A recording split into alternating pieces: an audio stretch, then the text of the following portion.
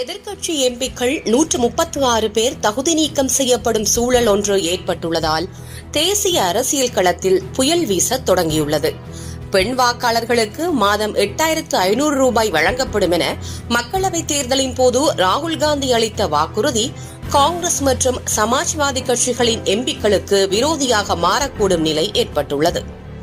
டெல்லியைச் சேர்ந்த உச்சநீதிமன்ற வழக்கறிஞர் விபோர் ஆனந்த் குடியரசுத் தலைவர் திரௌபதி முர்முவுக்கு எழுதிய கடிதத்தில் ஆட்சிக்கு வந்தால் பெண்களுக்கு வருடம் 1 லட்சம் ரூபாய் தருவதாக கூறி மோசடி செய்து வாக்குகளை பெற்றுள்ளதாக கூறியுள்ளார்.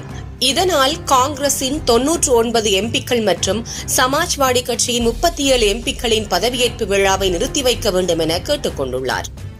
சட்ட ஆலோசனைக்காக ஜனாதிபதி கடிதத்தை அனுப்பியுள்ளார்.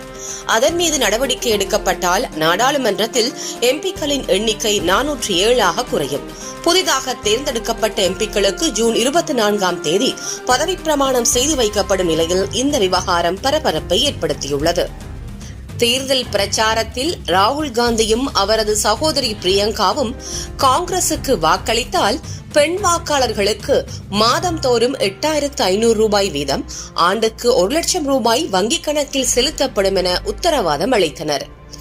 எளிமையாக சொன்னால், தேர்தல் சட்டங்களை நிர்வகிக்கும் மக்கள் பிரதிநிதித்துவ சட்டம் 1951 பிரிவுகளின் கீழ் இது லஞ்சமாகும்.